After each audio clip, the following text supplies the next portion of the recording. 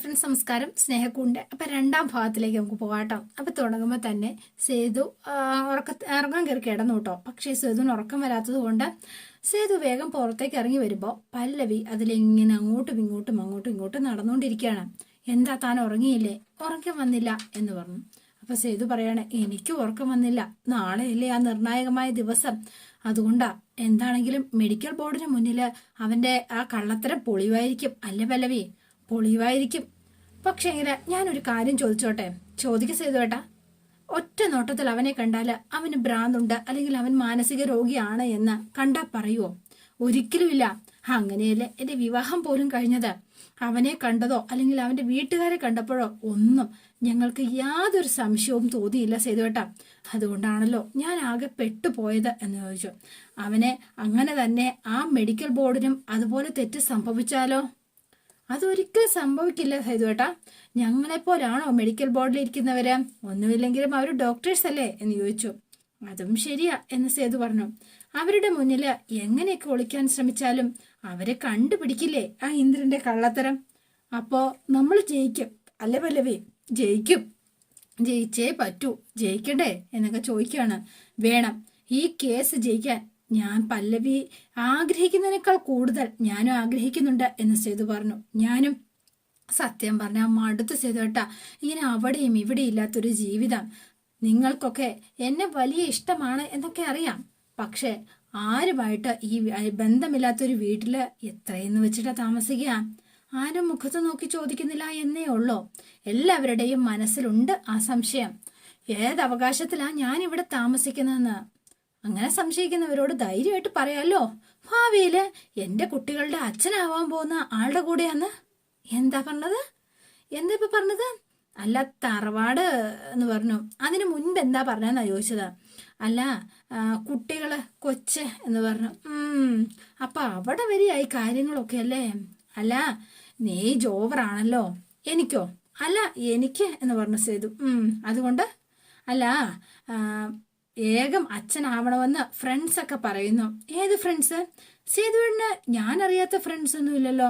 ഏത് ഫ്രണ്ട്സാ? അല്ല, എന്നോട് ഞാൻ തന്നെ പറഞ്ഞതാ. ഓഹോ, അത് സ്വന്തമായിട്ട് കല്യാണം കഴിഞ്ഞ ശേഷം തോന്നിയാൽ മതി കേട്ടോ. ഇനിയിപ്പോൾ ഏജ് ഓവർ ആയാലും കുഴപ്പമില്ല, ഞാൻ എത്ര കാലം വേണേലും കാത്തിരിക്കാൻ തയ്യാറാ എന്ന് പറഞ്ഞു. എന്നിട്ട് പല്ലവിയും സേതുവും കൂടെ കുറേ നേരം വർത്തമാനം പറഞ്ഞു, ചിരിച്ചു കളിച്ച് ഇങ്ങനെ ഇരിക്കുകയാണ്. പിന്നെ കാണുന്നത് മെഡിക്കൽ ബോർഡിലാണ്.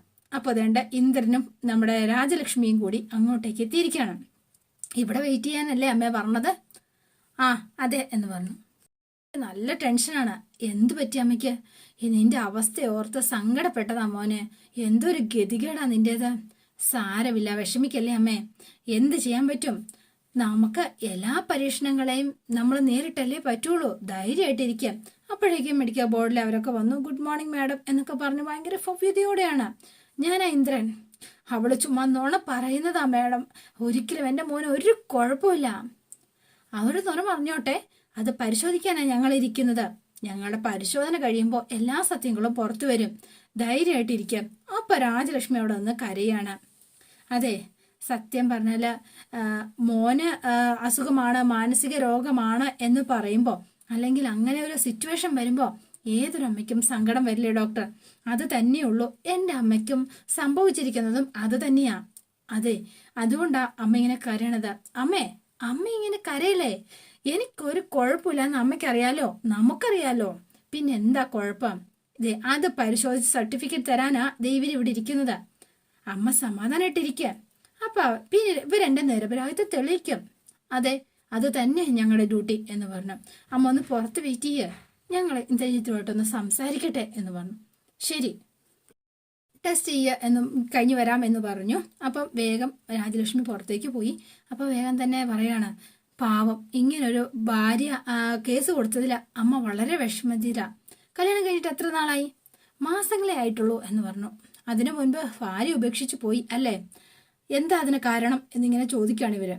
അപ്പൊ വേഗം തന്നെ അവൾക്ക് ഒരു കാമുകനുണ്ടായിരുന്നു. പക്ഷേങ്കില് അവനുമായിട്ട് അത് ഞാൻ അറിയാതെയാ കല്യാണം കഴിച്ചത് എന്ന് വേഗം പറയാണ്. അത് മുൻപേ അറിഞ്ഞിരുന്നെങ്കിൽ ഞാൻ ഒരിക്കലും അതിനെ ഇടയ്ക്ക് കയറി ചെല്ലായിരുന്നു എന്ന് പറഞ്ഞു. എന്നിട്ട് പിന്നെ എന്തിനാ താൻ ഈ ഡിവോഴ്സിനെ എതിർക്കുന്നത്? എന്നാ പിന്നെ തനിക്ക് സമ്മതിച്ചു കൊടുത്തൂടെ? സമ്മതിച്ചേനെ. അപ്പൊ ഇവൻ റൂട്ടൊക്കെ മാറ്റി. അവൾ നട്ടാ കുരുക്കാത്ത നുണകളൊന്നും പറഞ്ഞില്ലായിരുന്നു എങ്കിൽ സമ്മതിച്ചേനെ എന്ന് പറഞ്ഞു. അപ്പം ഇവര് ഞെട്ടിപ്പോയി കേട്ടോ. എനിക്ക് ഭ്രാന്തായ കൊണ്ടാ ഒഴിയുന്നതെന്നാ അവള് കാണുന്നവരോടൊക്കെ സംസാരിക്കുന്നത്. പക്ഷേങ്കില് എനിക്ക് ഭ്രാന്തില്ല എന്ന് എനിക്ക് തെളിയിക്കണം. ഡിവോഴ്സിന് ഞാൻ സമ്മതിച്ചാൽ അവളുടെ ആരോപണം ശരിയാണ് എന്ന് വരും. അതുകൊണ്ടാണ് ഞാൻ സമ്മതിക്കാത്തത് എന്ന് പറഞ്ഞു. അതെനിക്ക് നാണക്കേടാ. പക്ഷെ എനിക്ക് നാണക്കേട് മാത്രമല്ല, അതെന്റെ ഭാവിയെ തന്നെ ബാധിക്കുകയും ചെയ്യും. അതുകൊണ്ട് തന്നെയാണ് ഞാൻ ഇതിന് വഴങ്ങി കൊടുക്കാത്തത്. പിന്നെ ഒരു വട്ടം കോടതി തള്ളിയ കേസാണെന്ന് കൂടി ഓർക്കണം. വീണ്ടും അപ്പീല് കൊടുത്ത് അവൾ എന്നെ കോടതിയിൽ എത്തിച്ചതാ. അപ്പൊ ഒരു കുഴപ്പമില്ലെന്നാണോ ഇന്ദ്രജിത്ത് പറയുന്നത്? അത് പിന്നെ സർ, ഞാൻ അങ്ങനെ വിശ്വസിക്കുന്നു. നിങ്ങൾക്ക് അതിനു വേണ്ടിയിട്ടാണല്ലോ ആധികാരികമായി പറയേണ്ടത് നിങ്ങളാണല്ലോ. ശരി, ഞങ്ങൾ ഒരു ചോദ്യാവലി തരും, അതൊന്ന് ആൻസർ ചെയ്യണം എന്ന് പറഞ്ഞു. ഓക്കെ. അപ്പൊ ഇന്ദ്രന്റെ കൈ കൊടുത്തു. ഇന്ദ്രൻ അതെല്ലാം പൂരിപ്പിച്ച് ഇവരെല്ലാം ചെക്ക് ചെയ്തു. അതിനുശേഷം ഞങ്ങൾ കുറച്ച് ചിത്രങ്ങൾ തരും, ഇത് കണ്ടിട്ട് ഇന്ദ്രൻ എന്താ തോന്നുന്നതെന്ന് പറയണം എന്ന് പറഞ്ഞു. അപ്പൊ ഇന്ദ്രന്റെ കയ്യിലേക്ക് ഇത് കൊടുത്തു. പക്ഷേങ്കിൽ ഈ ചിത്രങ്ങളെല്ലാം വെച്ച് നേരത്തെ തന്നെ നമ്മുടെ പ്രമീള എല്ലാ കാര്യങ്ങളും പറഞ്ഞ് ഇന്ദ്രനെ മനസ്സിലാക്കി കൊടുത്തിരുന്നു. കറക്റ്റ് അതുപോലത്തെ തന്നെ ചിത്രങ്ങളാണ് ഇവര് ഈ ഇന്ദ്രനെ കാണിക്കുന്നത്. അപ്പൊ ഇന്ദ്രൻ നല്ല വ്യക്തവും കൃത്യവുമായിട്ട് പറഞ്ഞു. ഇതോടെ കഴിഞ്ഞു. ഇന്ദ്രന്റെ ആ ഒരു റിസൾട്ട് താൻ മനോരോഗിയാണോ അല്ലയോ എന്ന് കോടതി പറയും എന്ന് പറഞ്ഞു. ഓക്കെ, താങ്ക് യു എന്ന് പറഞ്ഞ് ഇന്ദ്രൻ അവിടെ നിന്ന് എഴുന്നേറ്റ് പോവാണ്. ഇവർ ഡോക്ടേഴ്സ് അതെല്ലാം പൂരിപ്പിച്ച് കോടതിയിലേക്ക് ഞങ്ങൾ സീൽ വെച്ച കവറിൽ അയക്കും എന്നും പറയുകയും ചെയ്തു. അപ്പൊ ഇന്ദ്രൻ ഭയങ്കര കോൺഫിഡൻസിലാണ് പുറത്തിലേക്ക് വരുന്നത്. പിന്നെ നമ്മൾ കാണുന്നത് സേതുവിനെയാണ്. അപ്പൊ പല്ലവി അവരുടെ കാത്തു നിൽപ്പുണ്ട്. സേതു അങ്ങോട്ടേക്ക് ചെല്ലുകയാണ് കേട്ടോ. എന്ത് ബ്ലോക്ക് ആയിരുന്നു, അതാ വൈകിയത്. എന്താ പല്ലവി അത്യാവശ്യമായിട്ട് കാണണമെന്ന് പറഞ്ഞത്? ടെൻഷൻ ഉണ്ട് കേട്ടോ മുഖത്ത്. എന്തു പറ്റി എന്ന് ചോദിച്ചു. എങ്ങനെ ഇത് പറയണം എന്നെനിക്ക് അറിയില്ല. ഞാന് മറ്റാരെയും ഇത് തൽക്കാലം ഞാൻ അറിയിച്ചിട്ടില്ല. സേതുവേട്ടന്റെ സമ്മതമാണല്ലോ ആദ്യം വേണ്ടത്. എന്താ പല്ലവി? സേതുവിനും ടെൻഷനായി. അതാ ഞാൻ ഉടനെ തന്നെ കാണണം എന്ന് പറഞ്ഞ് ഇൻഫോം ചെയ്തതാ. എന്താ, എന്തെങ്കിലും പ്രശ്നമുണ്ടോ എന്ന് ചോദിച്ചു. അല്ല സേതുവേട്ട, അത് പിന്നെ ഞാൻ പണ്ടൊരു ഫെലോഷിപ്പിനെ കുറിച്ച് പറഞ്ഞിരുന്നല്ലേ, അതിന്റെ ഓഫർ ലെറ്റർ വന്നിട്ടുണ്ട് എന്ന് പറഞ്ഞു. ഈ മാസം എനിക്കത് ജോയിൻ ചെയ്യണം. എന്ന് വെച്ചാ ഡൽഹിയിലാ എനിക്ക് ജോയിൻ ചെയ്യേണ്ടത്. ഡൽഹിയിലോ എന്ന് ചോദിച്ചു. അപ്പൊ സേതു ഒന്ന് ഞെട്ടി. അതെ, ഡൽഹി യൂണിവേഴ്സിറ്റിയുടെ കീഴിലാണ് റിസർച്ച് നടത്തേണ്ടത്. അപ്പോ ഞാൻ അങ്ങോട്ടേക്ക് പോകേണ്ടി വരും. അതാ എന്ന് പറഞ്ഞു. അപ്പോഴേക്കും സേതുവിന് ആകെ ടെൻഷനായിട്ടോ. പല്ലവി പോണൂന്ന് പറഞ്ഞപ്പോഴത്തേനും സത്യം പറയാലോ, അതാ ഇപ്പൊ എന്റെയും പ്രശ്നം. അത് സത്യം പറഞ്ഞ അതിനാണ് സേതുവേട്ടന്റെ സമ്മതം എനിക്ക് വേണ്ടത്. എന്റെ സ്വപ്നമായിരുന്നു സേതുവേട്ട ആ ഒരു ഫെലോഷിപ്പ് എന്ന് പറയുന്നത്. കിട്ടുമെന്ന് വിചാരിച്ചല്ല അപേക്ഷിച്ചത്, പക്ഷെ എനിക്ക് കിട്ടി. അതുകൊണ്ട് എന്ത് ചെയ്യണമെന്ന് അറിയില്ല. ഇനി 5 കൊല്ലത്തോളം ഞാൻ അവിടെ തന്നെ തുടരേണ്ടി വരും എന്ന് പറഞ്ഞു. സേതു ഒന്ന് പരിഭ്രമിച്ചെങ്കിലോ വേഗം തന്നെ അതിനെന്താ പോണം. ഇതുപോലൊരു അവസരം ഇനി പല്ലവിക്ക് എപ്പോഴും കിട്ടുന്നതല്ലല്ലോ, തീർച്ചയായിട്ടും പോണം എന്ന് പറഞ്ഞു. എനിക്ക് ഒരു പ്രശ്നവുമില്ല, മറിച്ച് സന്തോഷമേ ഉള്ളൂ. ഡൽഹിയിലേക്ക് ഞാൻ എന്തായാലും വരില്ല. എന്റെ പെങ്ങന്മാരെ വിട്ടിട്ട് എനിക്ക് അവിടെ വന്ന് തൻ്റെ ഒപ്പം വരാൻ പറ്റില്ല എന്ന് പറഞ്ഞു. അപ്പൊ പല്ലവി ആകെ ടെൻഷനായി കേട്ടോ. സേതുവിന്റെ ടെൻഷൻ കണ്ടിട്ടാണ് ശബ്ദമൊക്കെ ഇടറിയാണ് സംസാരിക്കുന്നത്. ഞാൻ പോകുന്നതിൽ സേതുവിന് വിഷമമൊന്നുമില്ലേ? അല്ല, അത് പിന്നെ ഒരു നല്ല കാര്യത്തിന് വേണ്ടിയിട്ടല്ലേ, പഠിക്കാനല്ലേ. പഠിക്കാത്തതിന്റെ ഒരു വിഷമം ബുദ്ധിമുട്ടൊക്കെ നല്ലോണം അറിയാവുന്ന ആളാ ഈ ഞാന്. അപ്പൊ പിന്നെ ഞാൻ ഒരിക്കലും തടസ്സം പറയില്ല എന്ന് പറഞ്ഞു. അപ്പൊ ഇവരിങ്ങനെ നിൽക്കുകയാണ്. അതെ, പല്ലവിയുടെ ജീവിതത്തില് ഞാൻ ഒരു നല്ലത് നടക്കുമ്പോ ഞാൻ ഒരിക്കലും അത് മുടക്കാൻ തയ്യാറാവില്ല പല്ലവി. അത് നന്നായി തന്നെ നടക്കണം. അതെ, അതിനു വേണ്ടിയിട്ടല്ലല്ലോ ഞാൻ പല്ലവിനെ ഇഷ്ടപ്പെട്ടത്. പല്ലവി പോണം എന്ന് തന്നെയാണ് എൻ്റെ ഒരു അഭിപ്രായം. രക്ഷപ്പെടാനുള്ള ഒരു അവസരമാണ്, അതൊരിക്കലും വേണ്ടാന്ന് വെക്കരുത് എന്ന് പറഞ്ഞു സേതു. അത് പല്ലവി എന്താണേലും പോണം, അതിനൊരിക്കലും ഒന്നും തടസ്സമാവാൻ പാടില്ല, ഒന്നും എന്നോട് കൂട്ടിച്ചേർത്തു. എന്നിട്ട് സേതുവിന്റെ ഒച്ചയൊക്കെ ഇടറി. എന്നിട്ട് സേതു പോയി വണ്ടി കയറി കേട്ടോ. സേതുവേട്ട ഞാൻ സമ്മതിക്കില്ല എന്നാ വിചാരിച്ചത്. താങ്ക് യു സോ മച്ച്, ഒരുപാട് നന്ദിയുണ്ട് എന്ന് പല്ലവി തിരിച്ചിങ്ങനെ സേതുവിനോട് പറയാണ് കേട്ടോ. ഒന്നും മിണ്ടിയില്ല. ആള് സങ്കടത്തോടെയാണേലും വണ്ടിയിൽ ചെന്ന് കയറി. അപ്പൊ പല്ലവിയും കയറി. അപ്പൊ കുറച്ചു ദൂരം യാത്ര ചെയ്തപ്പം സേതുട്ടാ ഈ വണ്ടി ഒന്ന് ഒതുക്കുവോ എന്ന് ചോദിച്ചു. എന്താ പറഞ്ഞത്? ഈ വണ്ടി ഒന്ന് ഒതുക്കുവോന്ന്. അതൊക്കെ പറയാം, സേതുവേട്ടന് ഇത് ഒതുക്ക എന്ന് പറഞ്ഞു കേട്ടോ. അവസാനം പല്ലവി ഇങ്ങനെ ഒതുക്കി കഴിഞ്ഞപ്പോഴത്തേനും ബാഗിൽ നിന്ന് ആ ഓഫർ ലെറ്റർ എടുക്കുകയാണ്. ഇതെന്താണെന്നറിയോ? ഓഫർ ലെറ്ററാ. ഇത് കാണിച്ചു കൊടുത്തു സേതുവിനെ. എന്നെ കാണിച്ചിട്ട് കാര്യമില്ല, ഞാനിത് വെച്ച് എന്ത് ചെയ്യാനാ എന്ന് ചോദിച്ചു. എനിക്കിത് വായിക്കാനും അറിയില്ല. വായിക്കാനല്ല പറഞ്ഞത് എന്ന് പറഞ്ഞു. പിന്നെ ഇതേ ഈ ഓഫർ ലെറ്റർ ഞാൻ ഒരുപാട് ആഗ്രഹിച്ചതാ, പക്ഷേങ്കില് ഇത് ഞാനൊരു കാര്യം തീരുമാനിച്ചു ചെയ്തു കേട്ടാ എന്ന് പറഞ്ഞ ഇതെടുത്ത് പല്ലവി ഇങ്ങനെ കീറി പുറത്തേക്ക് എറിയാണ്. പല്ലവി, താൻ എന്താ കാണിച്ചത്? അതെന്താ തനിക്ക് എത്രയും ആഗ്രഹിച്ച് കിട്ടിയതല്ലേ എന്ന് ചോദിച്ചു. പക്ഷേ സേതുവേട്ടാ, എനിക്ക് അതിലും ആഗ്രഹിച്ച സേതുവേട്ടൻ എനിക്ക് ഇപ്പൊ കൂട്ടുണ്ടല്ലോ, അപ്പൊ പിന്നെ ഞാന് എങ്ങനെയാ സേതുവേട്ടാ പോകുന്നത് എന്നുള്ള മട്ടിലാണ് പല്ലവിയുടെ ചോദ്യം കേട്ടോ. അപ്പൊ സേതു ശരിക്കും ഞെട്ടിപ്പോയി. ഞാൻ പോകുന്നില്ല എന്ന് പറഞ്ഞു. സേതുവിന് ഭയങ്കര സന്തോഷമായി. ശരിക്കും പറഞ്ഞ സത്യത്തില് ഇങ്ങനെ ഒരാളെ വിട്ട് ഞാൻ ഒരിക്കലും ഒരിടത്തും പോകുന്നില്ല, പോവാൻ ഞാൻ പാടില്ല എന്ന് പറഞ്ഞു. ഞാൻ കാരണം നാളെ കുറ്റബോധം തോന്നരുത്, ഒരിക്കലും തോന്നില്ല എന്ന് പറഞ്ഞു. അതെന്താന്ന് വെച്ചാലേ മറ്റൊന്നും കൊണ്ടല്ല, തോന്നിയേനെ. ഞാൻ സേതുവേട്ടനെ തനിച്ചാക്കി ഡൽഹിക്ക് ഞാൻ പോയേനെങ്കിൽ എനിക്ക് തോന്നിയേനെ എന്ന് പറഞ്ഞു. സന്തോഷമായോ എന്ന് ചോദിച്ചു. സത്യം പറഞ്ഞാല് ഒരു കല്ലിറക്കി വെച്ചതുപോലെ ഒരു ആശ്വാസമുണ്ട് പല്ലവി എനിക്ക് എന്ന് സേതു പറയാണ്.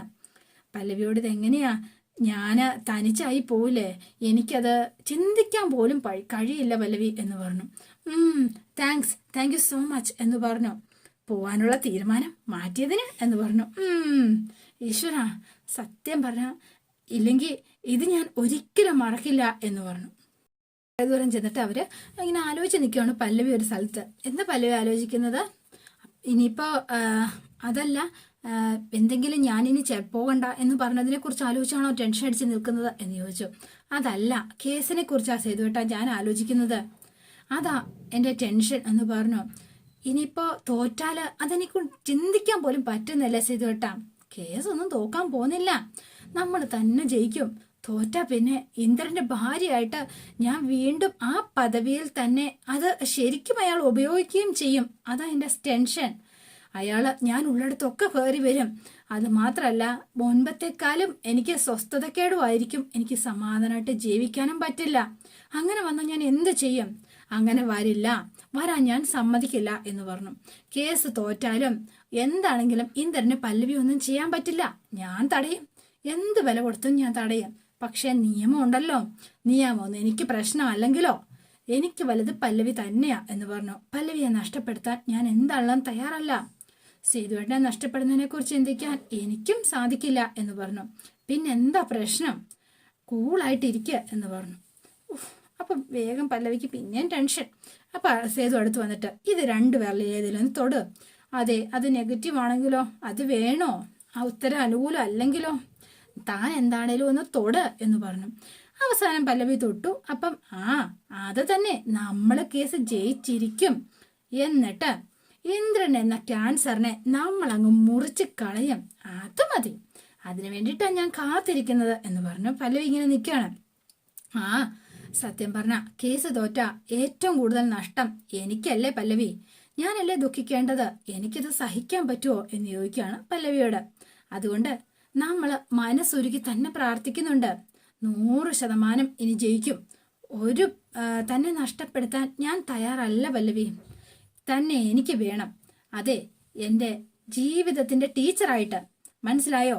സേതുവേട്ടന് ഒരിക്കലും എൻ്റെ സ്റ്റുഡൻ്റ് ആയിരിക്കില്ല, പകരം മാഷായിരിക്കും, ജീവിതമാകുന്ന സ്കൂളിലെ മാഷ്. സേതുവേട്ടൻ പഠിപ്പിക്കുന്ന വിഷയം എന്താണെന്ന് സേതുവേട്ടൻ അറിയോ? ഇല്ല. എന്ത് വിഷയം? സ്നേഹം. അത് കൊള്ളാം, സ്നേഹം അല്ലേ എന്ന് ചോദിച്ചു. അത് കൊലക്കി. അപ്പൊ സേതുവിന് ഇഷ്ടമായി. പല്ലവിക്ക് ഞാൻ സ്നേഹം തരുന്നു, തിരിച്ചു എനിക്ക് സ്നേഹം തരുന്നു, കൊള്ളാം. അങ്ങനെ സ്നേഹിച്ച് പരസ്പരം സ്നേഹിച്ച് രണ്ടു പേരുടെ എന്ത് രസമായിരിക്കുമല്ലേ ആ ജീവിതം. അത് ആലോചിക്കുമ്പോ തന്നെ സത്യത്തിൽ മനസ്സിൽ എന്തോ സന്തോഷം. പെട്ടെന്ന് നടന്നാ മതിയായിരുന്നു. പക്ഷെ ക്ഷമ കെട്ടു തുടങ്ങി. ഇനി കുറച്ചു കാലം കൂടി കാത്താ പോരെ? എന്തായാലും ഇത്രയും കാത്തില്ലേ? അതെ, വേവോളം കാത്താൽ ആറോളം കാക്കാം എന്നല്ലേ സേതുവേട്ടാ? കാക്കാം. പക്ഷെ കേസ് കഴിയുന്നവരെ കാക്കാം. പക്ഷേങ്കിലേ ഞാനേ ഇപ്പൊ അതല്ല ആലോചിച്ചത് എന്ന് പറഞ്ഞു. അല്ലെങ്കിലേ ഈ ന്യൂജൻ പിള്ളേര് ഒരു സംഭവം ഉണ്ടല്ലോ, എന്താ തന്ത വൈബ്, അല്ലെങ്കിൽ പിന്നെ അതെന്താ അല്ല, വേറൊരു കല്യാണം കഴിക്കാതെ നമ്മൾ ഒരുമിച്ച് ജീവിക്കില്ലേ? ലിവിങ് 200. അയ്യോ, 200 അല്ല, 300. ആ, 300 ആയിരുന്നോ? സോറി. എൻ്റെ പൊന്ന് സേതുവേട്ടാ, ഒന്ന് 200 എൻ്റെ കൂടെ ഒന്ന് വരുമോ എന്ന് ചോദിച്ചുകൊണ്ട് വിളിച്ചുകൊണ്ട് പോവാണ്. അപ്പം അതോടെയാണ് ഇന്നത്തെ വിശേഷം അവസാനിക്കുന്നത്. അപ്പം ബാക്കി വിശേഷങ്ങൾ അടിപൊളിയാണ് കേട്ടോ. ഇനി വരാനിരിക്കുന്നത് വമ്പൻ ടേസ്റ്റോട് കൂടി തന്നെയാണ്. അപ്പം എല്ലാവരും വെയിറ്റ് ചെയ്യുക. നിങ്ങൾക്ക് ഇഷ്ടപ്പെട്ടുവെങ്കിൽ ലൈക്ക് ചെയ്യുക, ഷെയർ ചെയ്യുക, തൊട്ടടുത്ത ബെൽ ബട്ടൺ കൂടെ ഒന്ന് ഞെക്കുകയാണെങ്കിൽ ഞാൻ ഇടുമ്പോൾ തന്നെ നോട്ടിഫിക്കേഷൻ ലഭിക്കുന്നതായിരിക്കും. പുതുപുത്തൻ വിശേഷമായിട്ട് എത്താം. Bye and see you again.